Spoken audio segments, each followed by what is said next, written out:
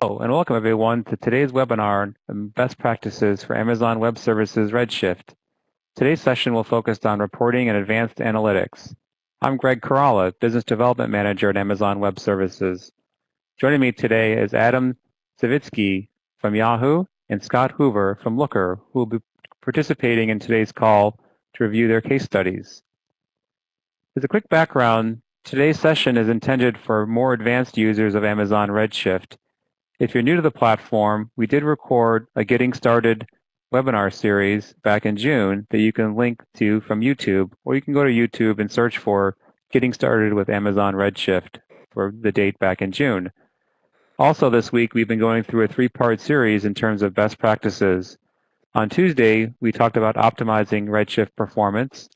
Yesterday, we discussed best practices around migration and data loading.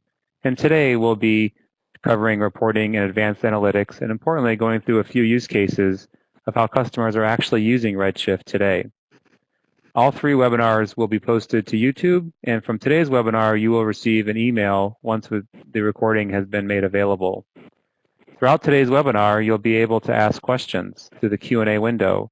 And at the end, we'll be taking a separate 10 or 15 minutes to address those questions, but feel free to ask throughout the webinar, and we'll try our best to get to your questions as time permits. Also, once we finish up the presentation part, before we start the Q&A, we'll be going through a quick survey where we hope to get your feedback to improve future webinars by Amazon and our partners. So in terms of today's agenda, I'm going to quickly cover some information around connecting to Amazon Redshift, and then we'll go through two case studies. We'll get some in-depth explanation of how Yahoo and Looker are actually using Redshift in production environments today. As I mentioned, we'll have questions and answers at the end, but again, feel free to ask questions throughout today's presentation. So just quickly, even though today is intended for a more advanced session on Amazon Redshift, I just wanted to level set that Amazon Redshift is our managed data warehouse solution that can start as small as a few hundred gigabytes and then potentially grow to many petabytes in scale. And it is a relational data warehouse, so it still has constructs such as tables and schemas, but it's massively parallel to allow crunching of large amounts of data to get back decisions that help grow your business.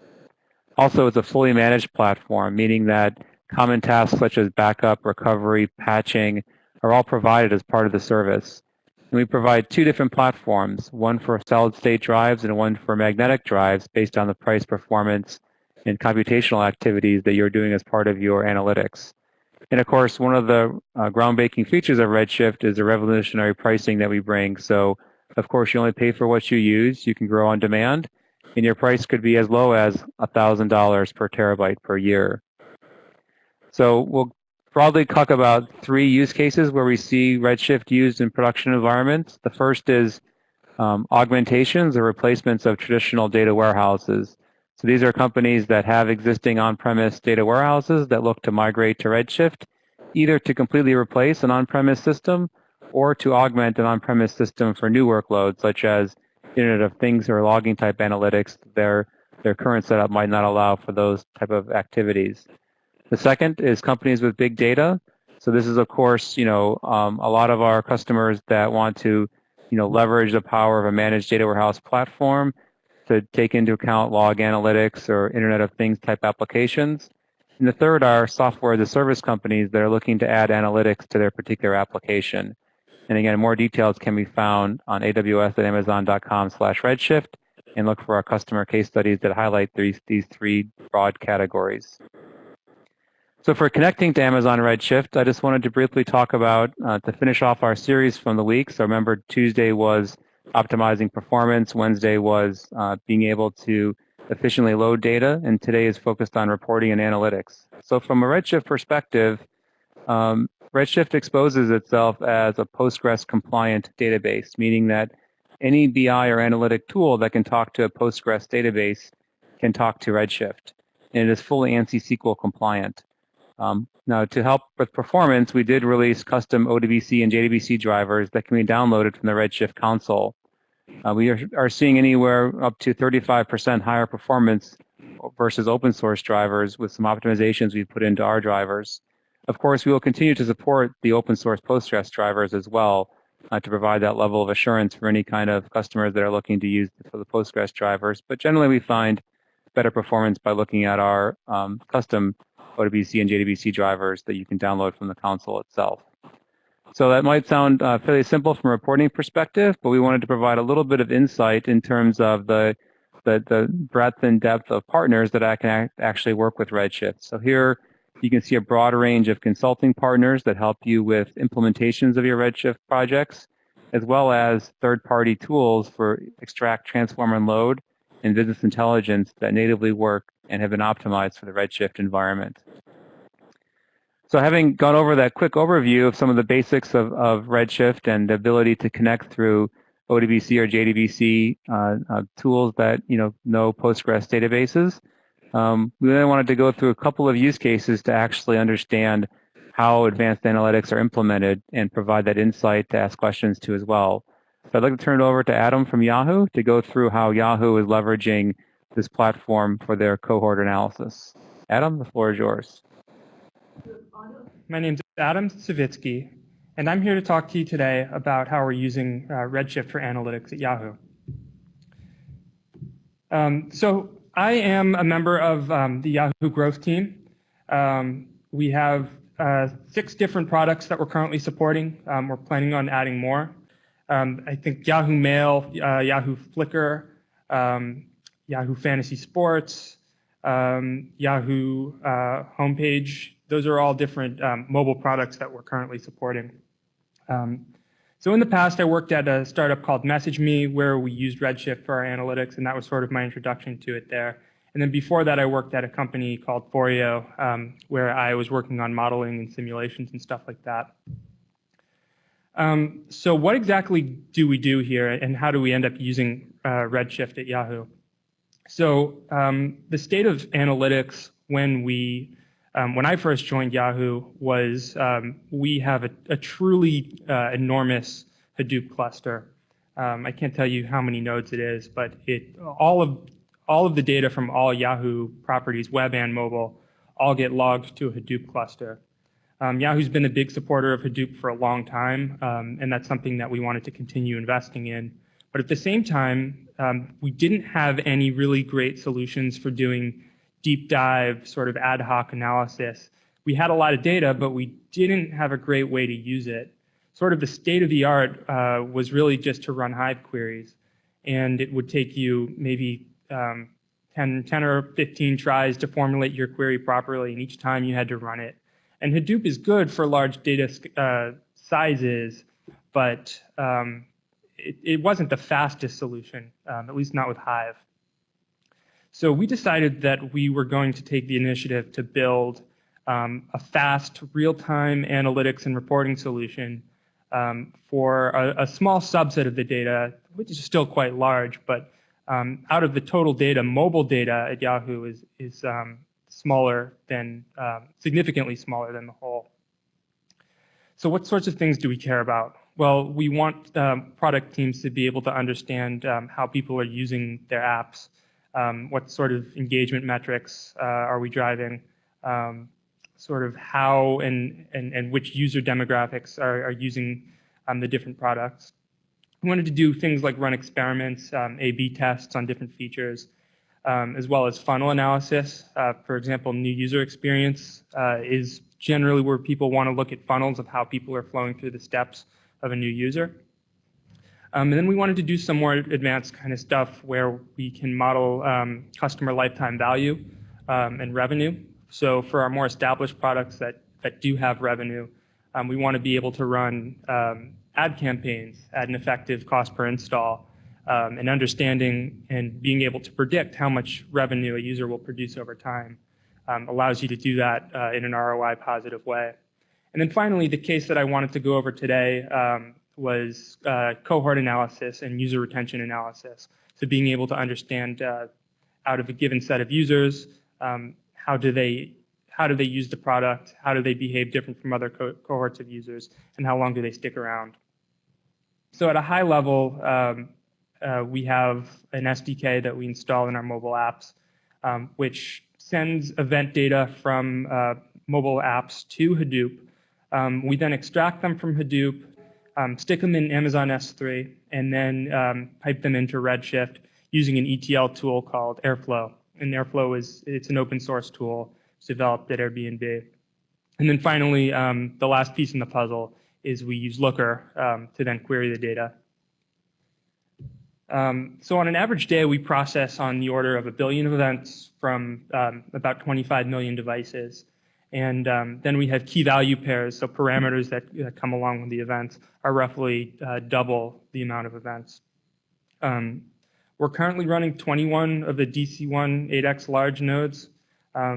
They are the most expensive per terabyte, but they're also by far the fastest. At our scale, we're able to do really, really fast queries for pretty much anything we'd want to do. So our data size is quite large. It's not extremely large, but it's big enough that you really need to think about performance and how do you get the most out of Redshift for the types of queries that we want to run. So our data model, the first thing I should say is that we do have to do a number of optimizations to get the best performance. We heavily summarize data. So for example, we do collect every single event that comes from a device, but we can't retain that data for very long. We currently store raw events for about 90 days. But when we do add the raw events, essentially every hour and every day, we roll those up to hourly and daily tables. So for example, in a daily table, you would look at, for any individual user for any given product, for any given event, how many times did they perform that event? And if they performed it 100 times during the course of the day, that would get squashed down to one record. So you can get pretty good compression that way. Sort keys and partitioning are very important. We went through a lot of iteration here, and there are other webinars that talk about that kind of stuff. Data encoding as well. But these things really do help. So our schema consists of a set of raw tables. So each product has their own table with just raw events. These are straight from the device, basically. And then we parse out parameters that come in the form of JSON. Parsing JSON in Redshift is tedious and slow. So we kind of pull out the parameter key value pairs from the JSON ahead of time. So we have raw tables for events, raw tables for params. And then where we do most of our querying, most of our analysis ends up being in summary tables. Because for the most part, you don't need down to the second resolution for events. Usually a daily resolution is good enough.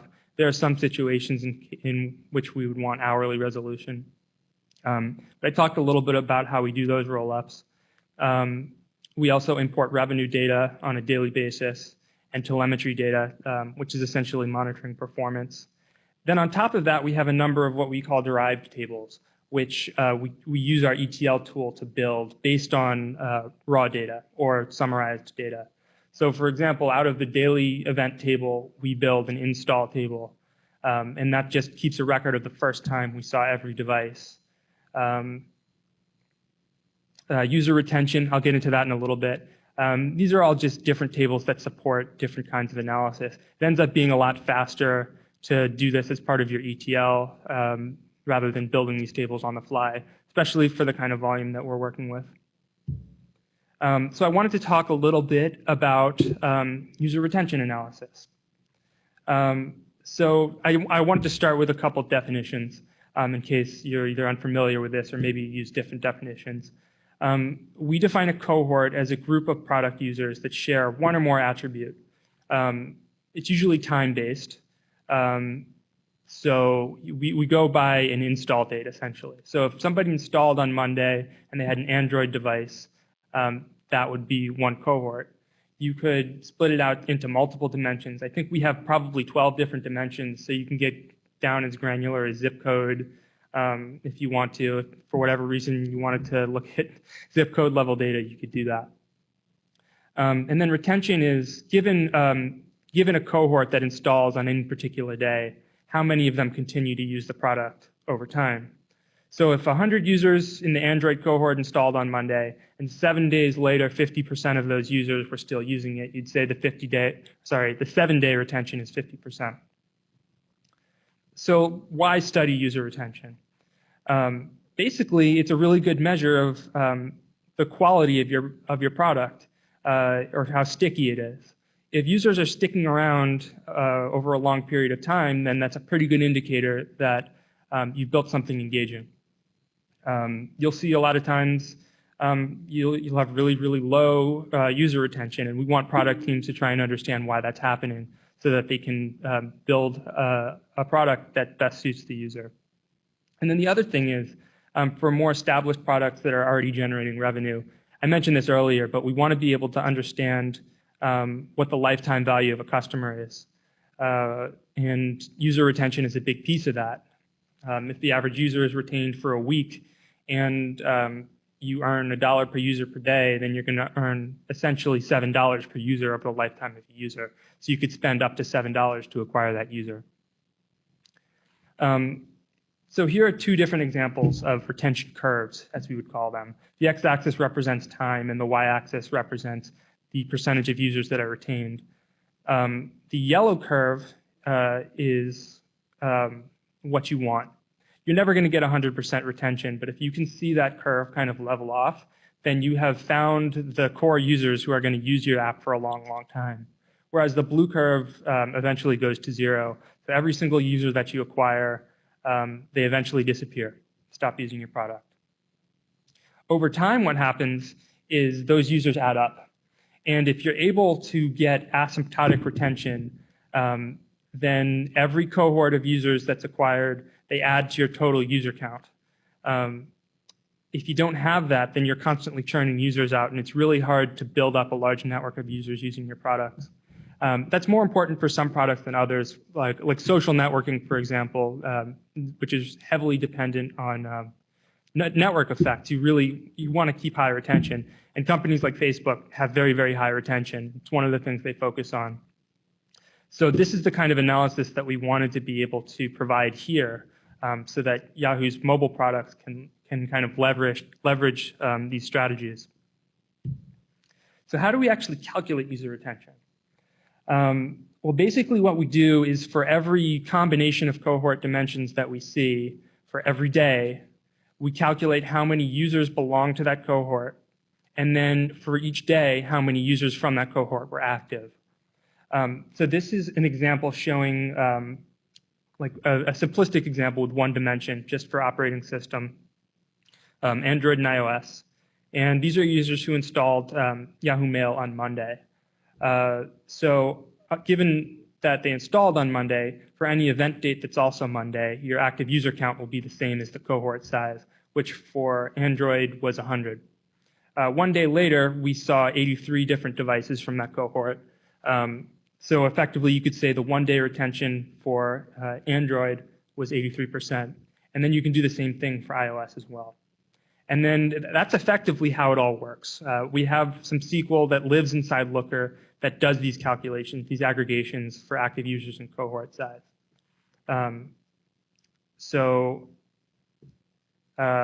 Yeah, this is the same example. We're just looking at one-day retention, but this time across both Android and iOS.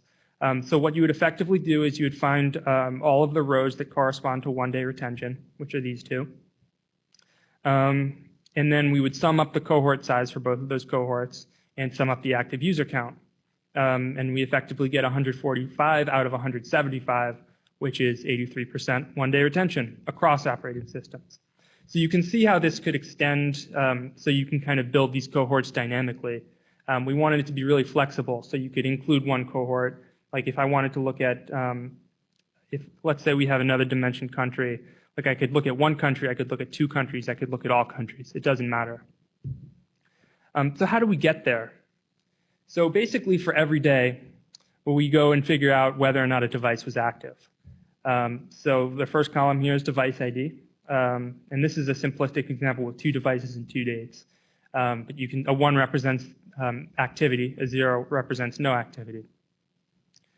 So once we have that, we join device attributes. And that comes from our install table, the one that I mentioned earlier, that keeps a record of the first time we saw every user. Based on their device ID, we can join records from that install table to this. So we know that this device was active on this date, and they installed on January 1st, and they were using iOS. So the third step is then to take that isActive column and sum it up, grouping by basically any of the cohort dimensions and install date. So you can see here we have this is the column we're summing, isActive. And we roll it up. So we had 2 active users on January 1st and 1 on the 2nd for this particular cohort for this particular install date. Then finally, what we do is we then calculate the size of each cohort. Again, using the install table, we join the cohort sizes to what we did in the prior step. So that's effectively how you get the active user count and the cohort size. So I wanted to show you just a very, very brief demo with the time I have available, actually using Looker. So I can, let's see. So this is Looker. Scott's going to talk about it later, so I won't get into all the details of how Looker works. But this is what our view looks like if you wanted to just do some exploration around user retention. So we have a couple different measures defined.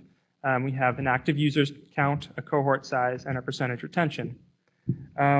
So the first thing I'm going to do is I'm going to apply a filter to product. And I'm going to choose a product, its code name, and I'm going to say dog food, which represents that it's internal testing. So this is an internal app. We're not looking at real data, but rest assured we could look at any of Yahoo's mobile products if we wanted to. So now that I've chosen a product, I'm going to choose days since install, and I'm going to pivot by install date. And then I'm just going to put a little filter on here that says install dates in the past 2 weeks. The past 14 days, what was my user retention? And this is across all users. We're not breaking it out by dimension at all. So this is going to run. It took only 5.6 seconds. And let's see. I'm going to just sort it a little bit. And then you can see, OK, for the cohort that installed on July 10th, as of, let's see, hold on. Yeah, so as of a few days later, there were 50 users who installed. And as of, I guess, however many days that is, there were 3 users remaining, or 6%. So let's look at just one install date, because I'm going to add some more. So on the day 7/10, let's go back to there. And then I'm not going to, let's see. Yeah, so let's break it out by operating system. So if I pivot by OS, now we should see for iOS and Android what our retention was for that one particular day. And you can see, OK, this is how it breaks down. 36 users were on iOS, 14 were on Android, and then over the next several days, how that all shaped up. You're not limited to doing that. Like, you could filter by just gender if you wanted to.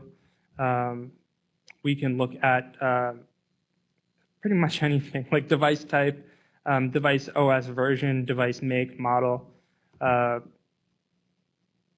It's really pretty flexible and fast in terms of what you can do. So this is just males now. You can see how that breaks down. Anyway, that is all the time I have for the demo. I guess I can show you the SQL real quickly that gets generated. Looker generates all this for you, and it all just comes from that user retention table, which gets built the way I described. So let's see if I can get out of my sharing.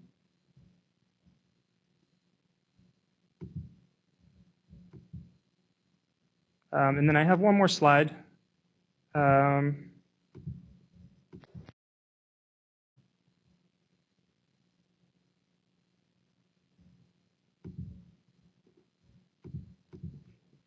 So yeah, I just wanted to talk a little bit about what the lessons are that we've learned. The big one was you should always summarize data, at least hourly. Daily is better. The reason is it's an order of magnitude difference on query performance versus querying against raw data. And then you really should think carefully about the data model you want to use.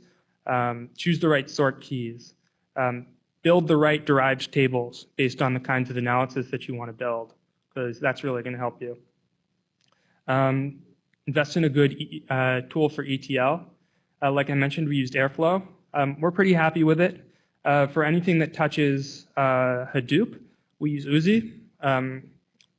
That's okay too, but I think Airflow is better if you can use that. I think it does have connectors for Hive. Invest in a good tool for query building and sharing. We use Looker. Like a fast database is only half the battle. A lot of times what happens is somebody will they'll do a whole bunch of analysis. They'll have a big complicated SQL query and tables that they've built and everything, and views and this and that. But if you can't really share the results in a repeatable and dependable way, then it's not that useful for you. And then you're going to need lots of spare capacity.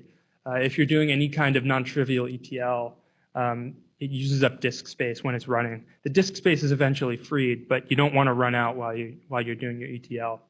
At least if you're doing anything that's going to exhaust the memory like we do.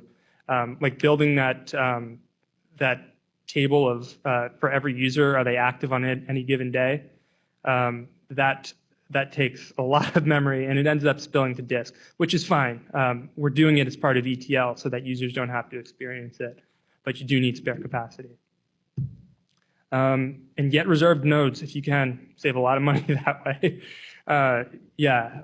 On-demand pricing is expensive. If you can in any way get commitment to use reserved nodes, even if it's just for a year, it's much, much, much cheaper. And then I think I alluded to this earlier, but the dense compute nodes are a lot faster, but they do have smaller capacity, so there's a trade-off there. We did try the new dense storage types, the ones that just came out that have improved disk I/O and more memory.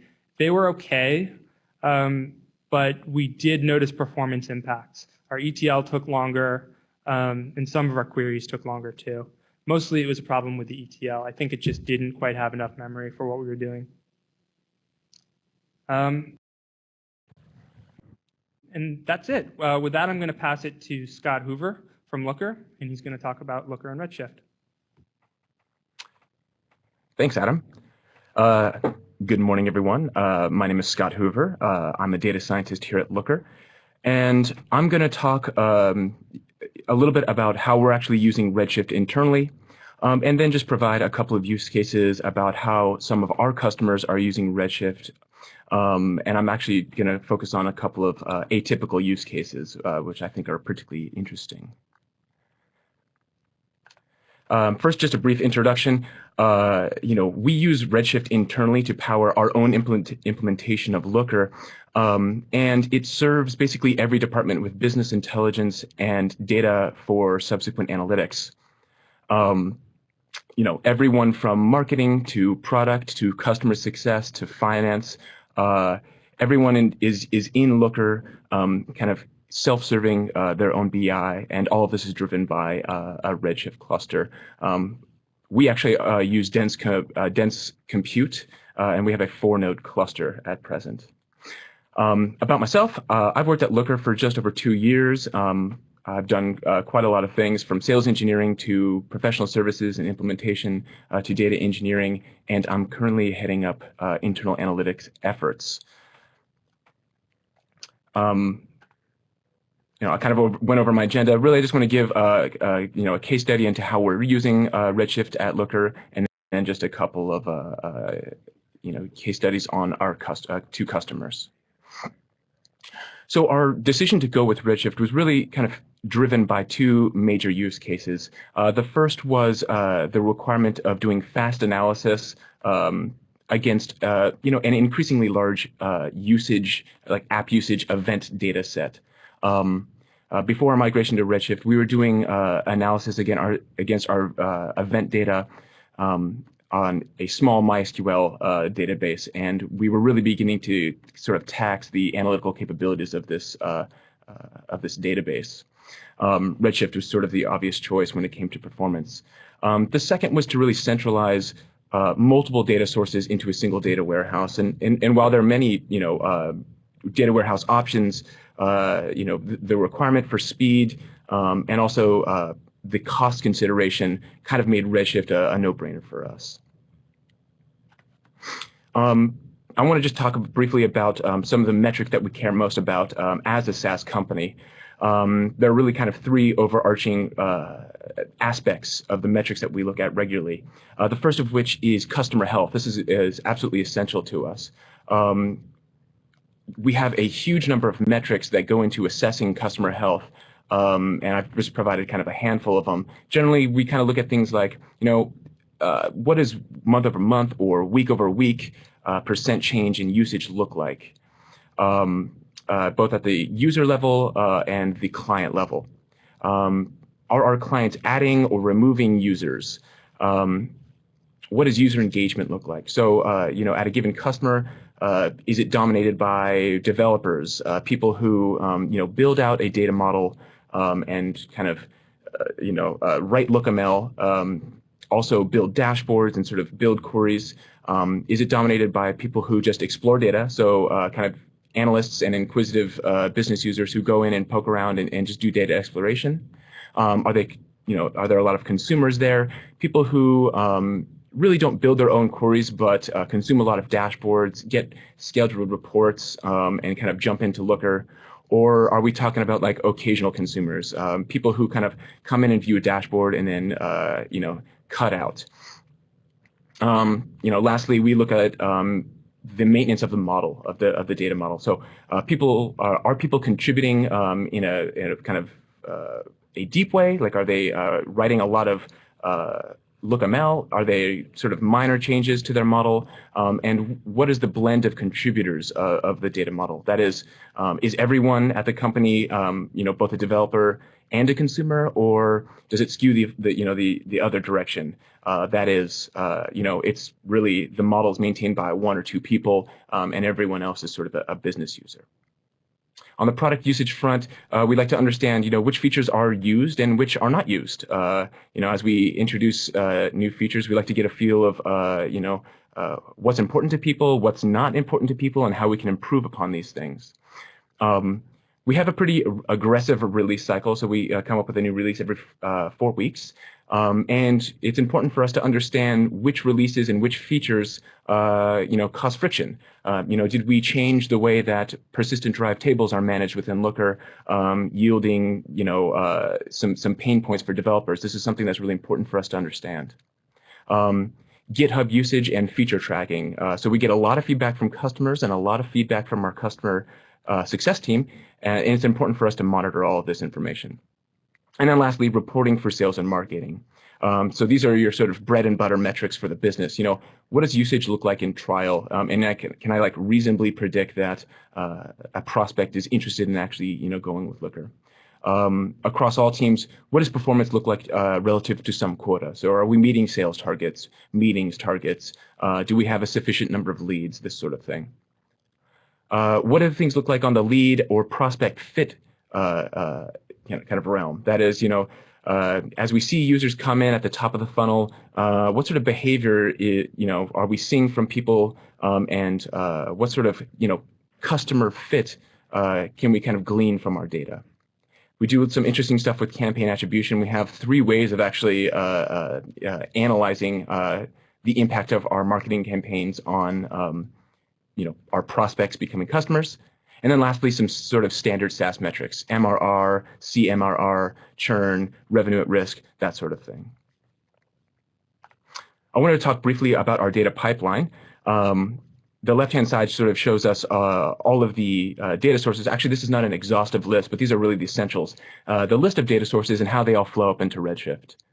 So we use Marketo on the marketing side, Zendesk to drive our our chat support, both of which have native connectors into Salesforce. And we migrate our Salesforce data and Marketo and Zendesk into Redshift by way of an ETL tool called Fivetran. It's very cool. We have custom scripts that hit GitHub and Discourse, as well as our license server, which basically executes periodic checks on number of users and that sort of thing for our instances out there in Looker land. And these are all moved into RDS instances, which eventually flow upstream into our Redshift cluster. And everything there is just custom scripting. Lastly, some event data. And we have our legacy system, and we're in the process of really migrating to Snowplow. Both of these have a very similar kind of data pipeline flow. We have unstructured data. It eventually makes its way into an Elastic MapReduce cluster, where every couple of hours, this data is turned into structured format, piped into S3, and then copy statements bring it into Redshift. For our legacy system, we do that data transformation using Spark. And for Snowplow, it's a combination of Hive and Pig in order to get it into a nice structured form that plays well with Redshift. Looker basically is pointed at this Redshift cluster for everyone to do sort of analytical query writing and historical analysis. I'll also mention that the same Looker instance is pointed at real-time RDS instances for operational purposes. So if our sales development team needs to understand, what their meetings look like today, right now, they have dashboards that really point to real-time databases for that sort of thing. I want to talk about our data model. So really, we have our event data and then everything else. And if I were to sort of capture what our event data looks like in a kind of unstructured JSON format, it might look like this. We have two events, two event types. The first is a viewing of a connection. So this is someone going to the Looker admin panel and saying, what are the connections that I have available to me. The second being a saving of a look or a report. Both of these events have a timestamp associated with them. And then there's this attributes object where we start just stuffing in a variable number of attributes and a different configuration of attributes depending on the event type. So you can see for the viewing of a connection, we have the country, state, browser, and URI, whereas for the saving of a look, we have the country, state, browser, and look ID. The objective from a sort of data model standpoint is to turn this into a very flat, easy to query schema in Redshift. So our Spark or Hive job basically takes that this unstructured data with a variable number of attributes and really spits out a really wide table. We have one row per event. We have a column indicating what type of event we're talking about. And then we have this large number of columns like created at the country, the state, the URI, browser, and so forth, telling us more about that event. Because not every event is associated with every attribute, we get something of something kind of akin to a sparse matrix. So there may be a whole lot of nulls in the error column because that attribute is not filled in for most event types. That's okay. We can make use of column compression in Redshift, which really kind of reduces the size of this table and really makes it very efficient to query and very fast to query.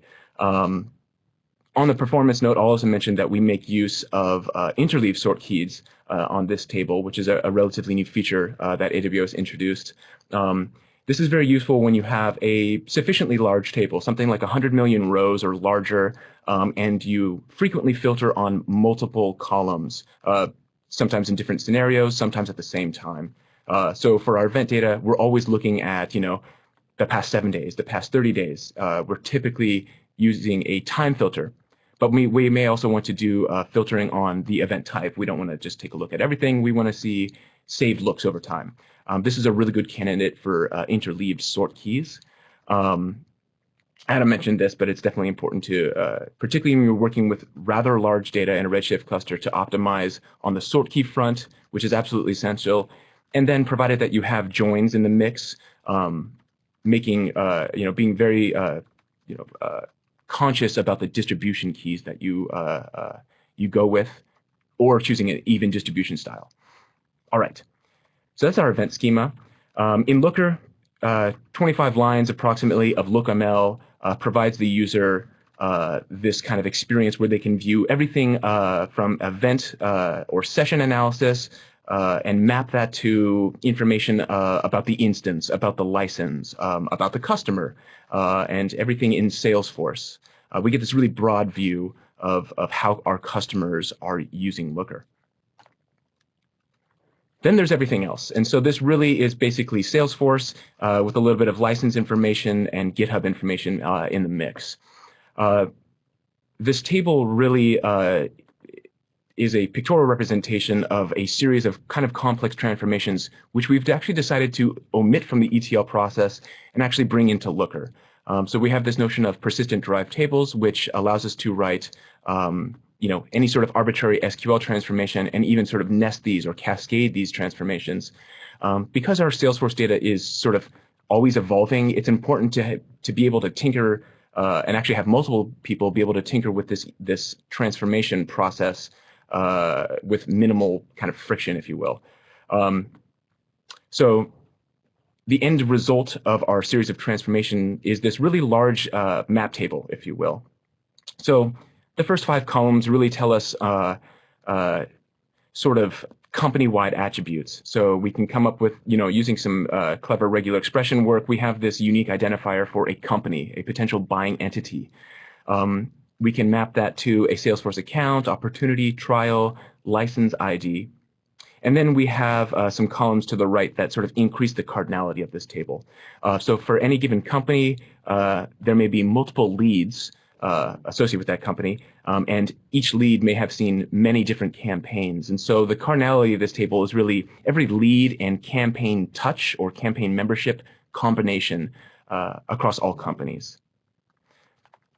So with this, we can write another 25 lines of LookML and say, all right, so I've got my table of keys. I want to bring in all of the interesting attributes from the actual source tables like lead and opportunity and contact and all that great stuff, yielding a single place to explore basically the entire Salesforce schema. So, marketing, customer success, sales, they can all dive into, one area of exploration to view everything that they need. So they can do funnel analysis, they can do campaign attribution, all that sort of interesting stuff in one place. So they get the ability to kind of, you could use Looker's features, explore and visualize.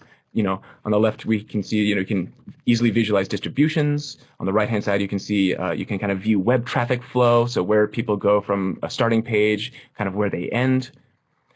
We can kind of do analysis of, which campaigns and campaign types are touching our customers or rather our prospects at different parts of the sort of sales process. And then we can just do kind of ad hoc exploration. So the bottom right image is actually kind of one of my favorite analyses that our customer success analysts have devised recently.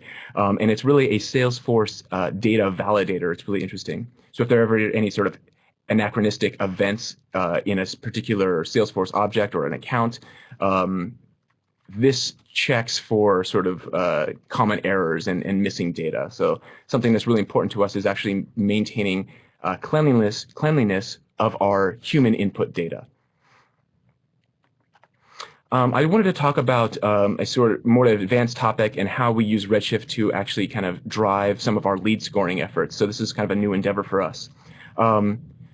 So, in Redshift, because we have our event data and we have all of our, our other kind of ancillary sources, our Salesforce, our Marketo, our GitHub information, we get this really kind of high-dimensional view of our prospects and of our customers. And one thing we can do is, ask questions about lead fit. And so what I can do, so I'll kind of walk you through the steps here. So in Redshift, I have my high-dimensional data set. In Looker, I'm going to build just a basic report that grabs some, some key attributes that I think might be good predictors of lead fit. Within Looker, I can kind of do all the data cleaning and the data munging and just have this nice clean report, which I can then pull from the Looker API. I can basically get my look or get my saved report and pipe it into my preferred sort of analytical language, so Python or R, as I'm using in this example. I can build some predictive models. So if I want to use like a logistic regression or naive Bayes to kind of determine, which predictors are, useful in kind of determining lead fit and then kind of spit out a, likelihood of, let's say, taking a meeting or something like that, I can kind of build my model, tinker with it, and get it dialed in, and then use this this file type called PMML, which is a predictive model markup language, which is basically an XML file. But it's really handy. What it does is it captures all of these sort of model parameters or coefficients. It contains a data dictionary. So if you have like a categorical variable, what the sort of values you might expect to see for incoming rows for predictive purposes, and then how to treat outliers or missing values and that sort of thing. So there's this kind of Java API called JPMML, which actually does something interesting with these PMML files. OpenScoring.io has some interesting distribution of JPMML to kind of utilize this in different ways. You can kind of deploy this RESTful API on Heroku or on an EC2 instance, as I have demonstrated here. So basically, we have a server which is hosting this little API. And all I need to do is write an application that hits the Salesforce API and gets new leads as marketing updates lists or add lists to Salesforce, or as people submit forms on the website. This application gets new leads, sends it to the scoring API. Basically, probability is spit out for any given lead or a batch of leads. And then my application then updates the lead record up in the Salesforce API. The interesting thing is that this is sort of a closed loop. So, ultimately, this information flows back up into Redshift or a RDS instance for, kind of real-time analysis, giving sales and marketing lists of leads that are kind of important to follow up on. So you can kind of do prioritization in the event that you have a large number of kind of people to filter through. I'm going to skip this slide in the interest of time, but basically here's some reasons why our customers chose Redshift, and this really mirrors our own decision to go with Redshift. So I really wanted to focus on two kind of atypical use cases of Redshift that I've encountered out there. We have a lot of customers that use Redshift. The big kind of overarching theme is that they have sort of taxed their transactional database when it comes to analytical query writing, and they need to do event analysis in something that can really handle scale and scale well the company. And so that's the most common use case we hear. Here are a couple of sort of atypical cases. So we have a customer Backstage/Sonic Bids, and really what they are is a marketplace for talent. Unlike Simply Hired or Upwork, they focus on artistic talent. So booking agents and artistic directors, let's see here, casting directors, they can go into Backstage and Sonic Bids and sort of find talent for a particular project, show, movie, production, what have you. Something that they did recently was kind of rebuild their artist search engine. Something that I think they did that was interesting was actually scrape social data. So for each artist, they go out there and kind of find, YouTube plays, information on Twitter, Facebook, and SoundCloud, and then using Snowplow, pipe this information into Redshift. They have a data model that kind of summarizes this information geographically at the artist level, at many different levels, all done in Looker. Then they use the Looker API to basically sort of populate this information into an Elasticsearch engine, which really drives, into Elasticsearch, which drives their sort of artist search tool that they've constructed. Something that I really like is that they have these indicators of social metrics, which gives talent seekers some sort of interesting indication of potential draw for, say, a band in the region. Or the popularity of a given actor or something along those lines. Pretty interesting and unusual use case. The last one I want to talk about is a customer called SmartLink. And really what they do is translate websites basically into all sorts of different languages. And they have many actually interesting use cases for Redshift, one of which is the storing of sort of snippets of translated snippets.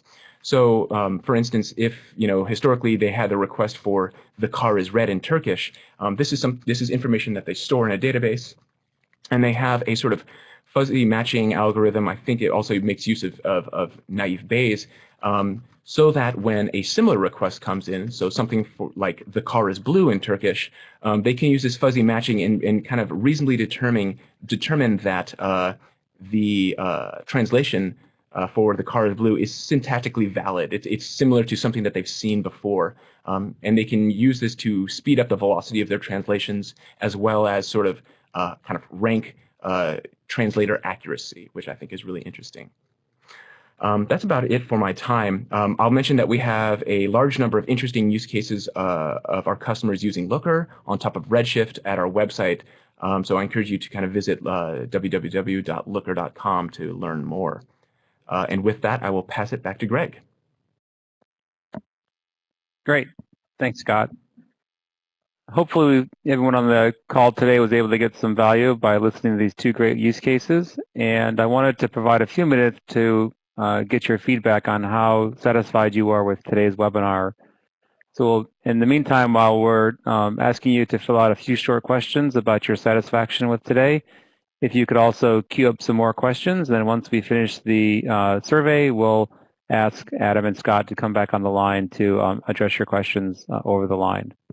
And then while we're completing the survey, if I could, just in terms of an order, if we could have Adam answer some questions first, and once Adam has answered a few, we'll then have Scott answer a few questions, and we have about 10 minutes or so for Q&A, and any questions we do not get the chance to answer, we'll try to follow up directly. But Adam, if you'd like to take some questions.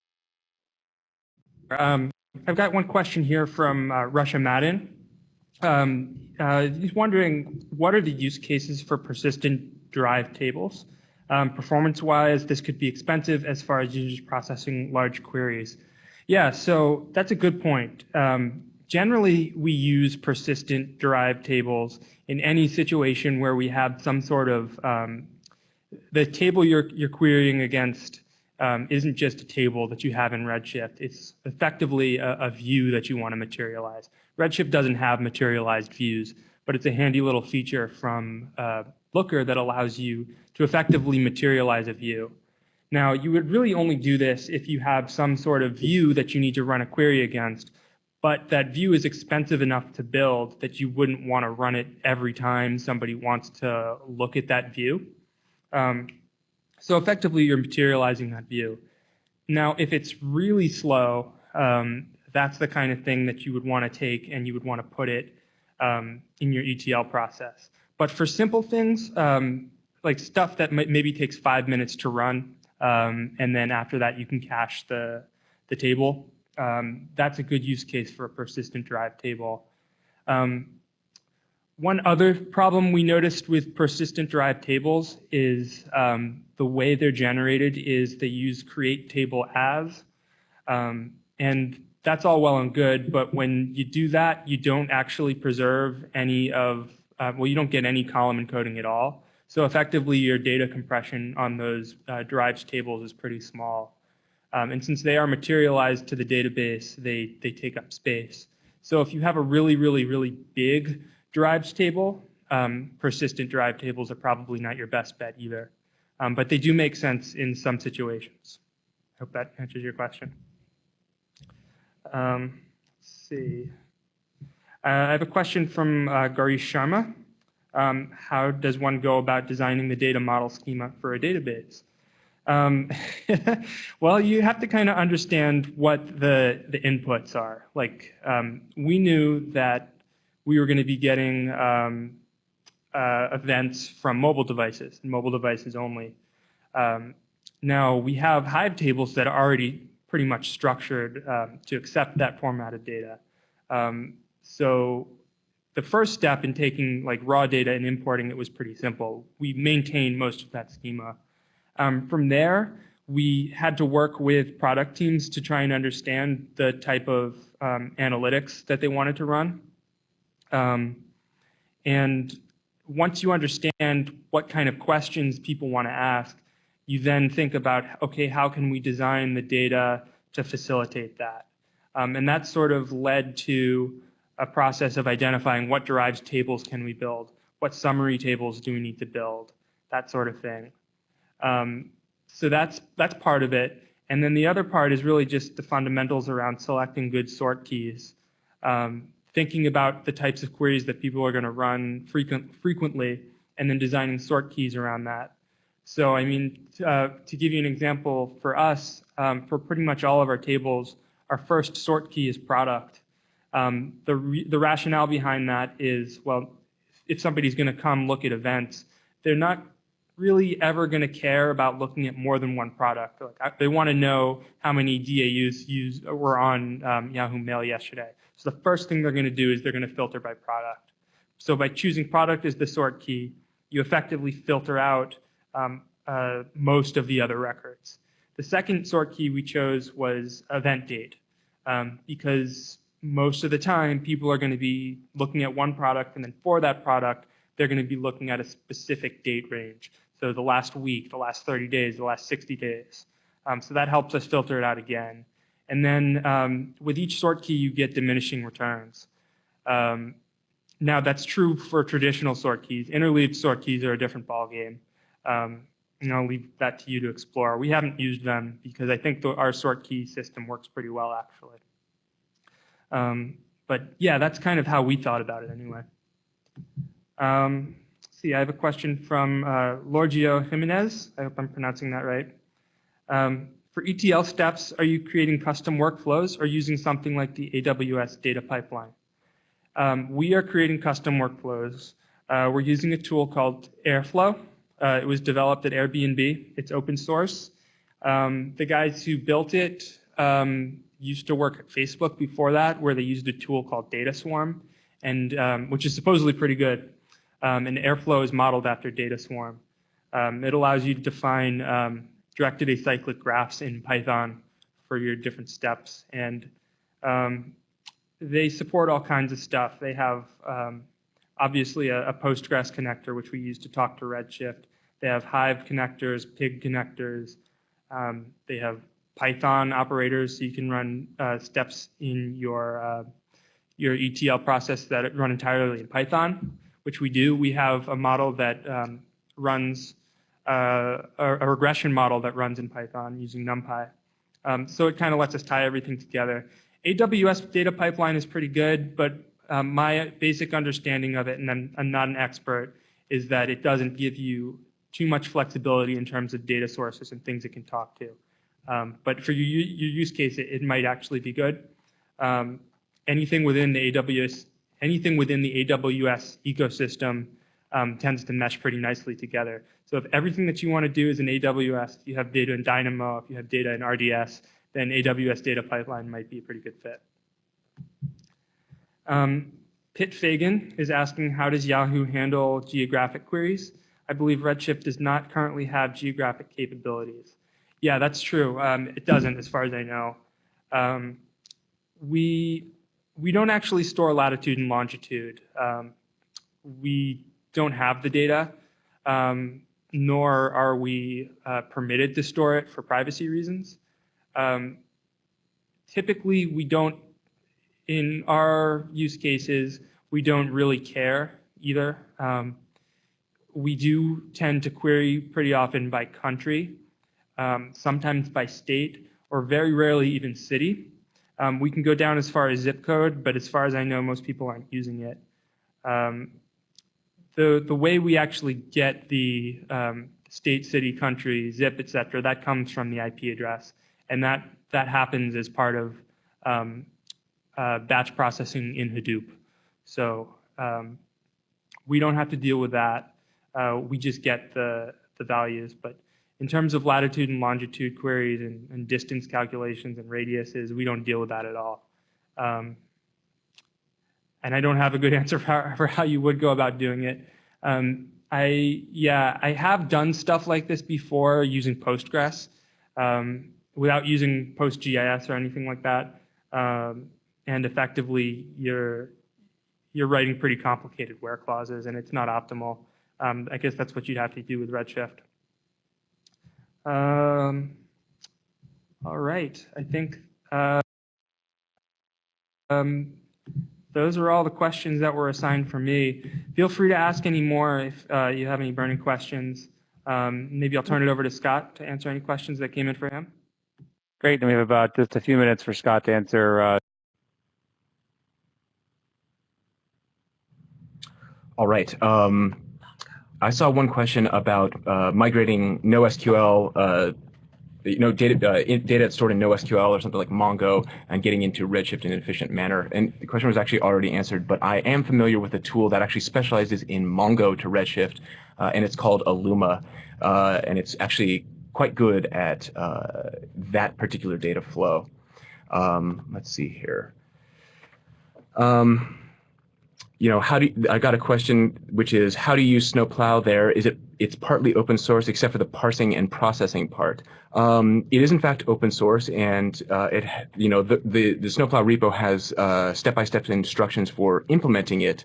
There is a service component of Snowplow, so the technology is open source, but kind of custom tailoring and sort of getting custom tracking and collection going.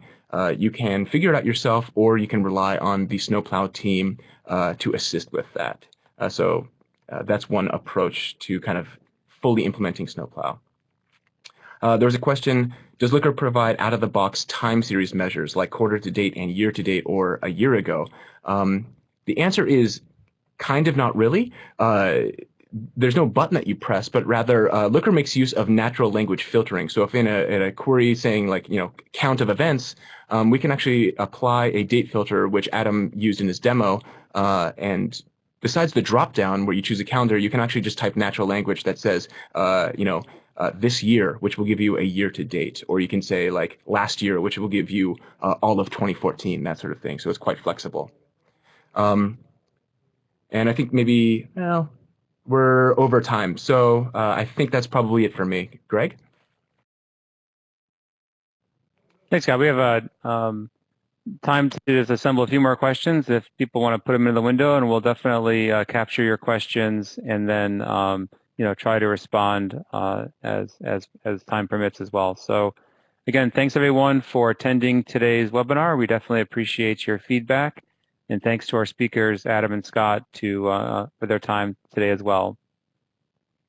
And keep in mind that we will be recording. We had to record this webinar, and we will be providing you a link to the recording, as well as the remainder webinars we have from the previous week in terms of optimizing Redshift performance and data loading will be posted on YouTube shortly. So thanks, everyone. Hope everyone has a good day. Thanks.